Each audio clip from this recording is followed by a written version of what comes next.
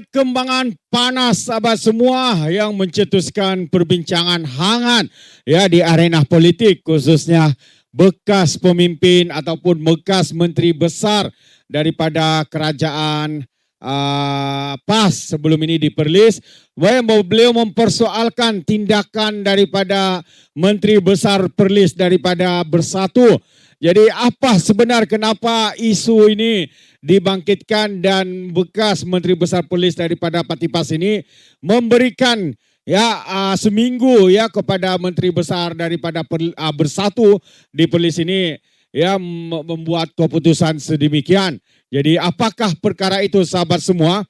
Ini yang menarik ya untuk saya bawakan bersama dengan Anda. Apabila mantan Menteri Besar Perlis yaitu daripada Parti PAS Sukri memberikan Abu Bakar seminggu menjelaskan punca sidang DUN ditangguh. Wow, inilah menjadi persoalannya sahabat semua.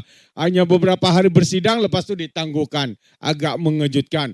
Jadi bekas pemimpin kanan PAS Perlis Muhammad Sukri Ramli berkata 6 adun parti itu memberikan tempo selama seminggu kepada Menteri Besar Abu Bakar Hamzah untuk menjelaskan alasan penangguhan sidang DUN yang dibuat baru-baru ini. Muhammad Sukri berkata PAS kesal apabila kerajaan negeri menangguhkan sidang berkenaan ketika banyak isu yang tertunggak yang memerlukan penjelasan. Antaranya Muhammad Sukri isu terkait pelaburan, geran tanah dan pihak berkuasa tempatan. Malah dia yang sebelum ini menjadi menteri besar sebelum dijatuhkan pada tahun lalu menganggap penukaran itu sebagai luar biasa. Katanya lagi, notis berkaitan sidang DUN asalnya diterima pada 9 April lalu memaklumkan ia berlangsung pada 22, 23 dan 21, 22 dan 23 April sebelum pembatalannya diterima secara rasmi semalam. Tiada tarikh baru ditetapkan untuk melaksanakan sidang berkenaan. Saya sendiri dapat tawaran menaikkan haji jadwal penerbangan ke Tanah Suci ialah pada 18 April. Tapi disebabkan sidang DUN katanya, saya memohon kepada tabung haji untuk tangguh penerbangan kepada 3 Mei. Tiba-tiba Dewan pula ditangguhkan. Ini sesuatu yang amat dikesalih katanya di Petik Berita Harian.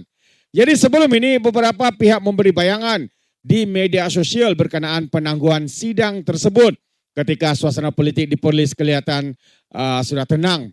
Jadi sebelum ini kemulut melanda negeri itu ekoran wujud gerakan menggantikan MB Menteri Besar daripada PAS ini yaitu Muhammad Sukri termasuk membabitkan 3 daripada 6 adun daripada PAS yang menandatangani perakuan berkanun hilang kepercayaan terhadap wakil rakyat kawasan Sanglang itu.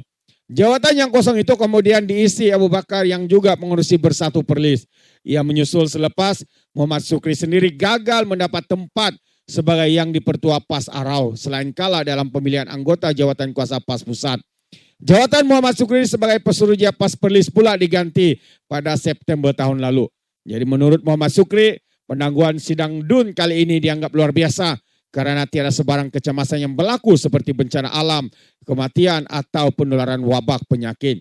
Bekas Menteri Besar yang juga adun Sanglang Muhammad Sukri Ramli berkata, penangguhan itu dianggap satu yang luar biasa karena tidak ada sebab yang boleh katanya mengakibatkan atau menyebabkan sidang itu ditangguhkan. Jadi inilah sahabat semua perkara yang agak mengejutkan kita. Jadi apa sebenarnya yang berlaku? Kenapa tiba-tiba saja Menteri Besar Perlis ya daripada Parti Bersatu ini membuat keputusan untuk menangguhkan ataupun tidak lagi ya meneruskan sidang Dewan Undangan Negeri di Perlis ini. Satu yang amat mengejutkan. Tetapi apa yang lagi mengejutkan sahabat semua, kalau sebelum ini tular di media sosial ya apabila seorang pemandu bas bercengkerama meribah teman wanitanya ketika memandu, ya sudah pun dijatuhkan hukuman penjara 1 tahun dan juga kedua-dua mereka dikenakan denda 5.000, ya totalnya jadi 10.000. Teman wanitanya di penjara 6 bulan. Itu berlaku di Parlimen Jasin dan juga seorang lagi wanita Melayu ya juga ya didakwa karena dikatakan membuat hasutan dan sebagainya. Hari ini yang lagi mengejutkan dikatakan seorang guru yang berumur 60 tahun juga berlaku di Parlimen Jasin. Disaki mencabul pelajar OKU di bilik guru. Wow, adakah semua ini sekali lagi sahabat semua berlaku kerana doa laknat daripada ahli Parlimen Jasin? Ya, seakan-akan doa kunut nazilah ini kembali menarik bersama apapun yang berlaku buruk dan sebagainya berlaku di Parlimen Jasin. Adakah doa itu sudah berbalik kepada dia sendiri yang mendoakan doa laknat dan doa kunut nazilah dan sebagainya? Jadi ini satu persoalan yang menarik untuk kita fikirkan sahabat semua. Jadi untuk melihat kenyataan media ini, guru lelaki berstatus warga emas sebuah sekolah menengah di Parlimen Jasin ini disaki mencabul seorang pelajar perempuan berusia 15 tahun di dalam bilik guru Kamis yang lalu. Perbuatan keji suspek berusia 60 tahun itu terbongkar selepas mangsa pelajar tingkatan 3 menceritakan kejadian itu kepada kakaknya selepas berasa trauma dan takut hendak ke sekolah. Dan menurut sumber, mangsa mendakwa kejadian itu berlaku kira-kira jam 1 tengah hari pada 16 hari bulan April. Lalu ketika mangsa dan 2 rakannya ke bilik guru berkenaan. Bagaimanapun suspek tiba-tiba menghampiri dan memegang payudara pelajar itu yang merupakan OKU lemah dalam pembelajaran menyebabkan terkejut. Guru berkenaan turut bertanyakan kepada mangsa, adakah rakan yang lain juga bertubuh sepertinya katanya. Sumber berkata suspek turut berpesan kepada mangsa agar tidak memberitahu kepada sesiapa kejadian itu walaupun perbuatan keji itu dilihat rakan pengadu. Kejadian mengakibatkan mangsa takut dan tidak mau ke sekolah sehingga terpaksa menceritakan kejadian itu kepada kakaknya. Mangsa kemudian membuat laporan polis sebelum suspek berjaya ditahan dan kes polis katanya.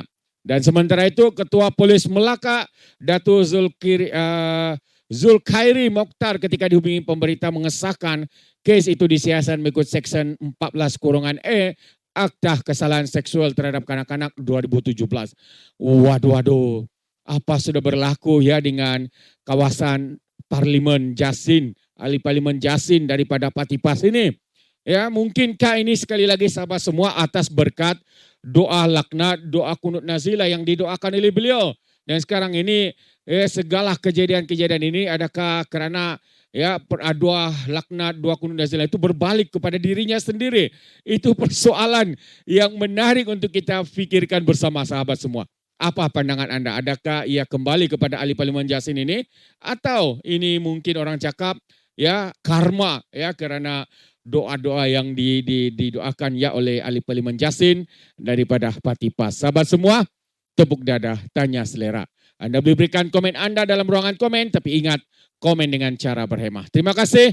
Sampai kita berjumpa lagi dalam info dan update yang seterusnya. Sekian, bye-bye.